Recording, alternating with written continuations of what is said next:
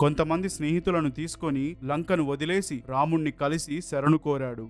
యుద్ధ సమయంలో ప్రత్యర్థిని ఆశ్రయించడం అంటే ఎంత రిస్కో ఒక్కసారి ఊహించండి. రాముడి సైన్యంలో చాలా మందికి విభీషణుడిపై సందేహం వచ్చింది. కాని రాముడు మాట్లాడుతూ, వచ్చింది శత్రువైనా సరే ఒకవేళ శరణాగతి కోరుకుంటే రక్షణ ఇచ్చే బాధ్యత నా మీదుంది అని అన్నాడు. ఆ ఒక్క మాట ఆ రోజు నుంచి రాముడి వ్యూహంలో అద్భుతమైన మార్పు తెచ్చింది. విభీషణుడిపై ఎలాంటి డౌట్ లేకుండా రాముడు అతన్ని స్వీకరించాడు. కాకపోతే కేవలం ఒక మిత్రుడిగా ఉంటాననే కాదు, లంకలో తిరిగి ధర్మాన్ని నిలబెడతానని మాట కూడా ఇచ్చాడు. అక్కడితో విభీషణుడు రాముడి వ్యూహంలో కీలకమైన భాగమయ్యాడు. విభీషణుడు చెప్పిన వాస్తవాలతో లంకలో ఉన్న లోపాలు, రావణుడి బలహీనతలు అందరూ ఈ విషయాలన్నిటినీ అర్థం చేసుకున్నారు. కానీ వాల్మీకి రామాయణం చదివితే విభీషణుడు ఇలాంటి టాక్టికల్ ఇన్ఫర్మేషన్ వల్ల కాకుండా సత్యం, మోరల్ స్ట్రెంగ్త్, అధర్మాన్ని ఎదిరించే ధైర్యం, వీటి వల్ల రాముడికి అతని అనుచరులకు దగ్గరయ్యాడు.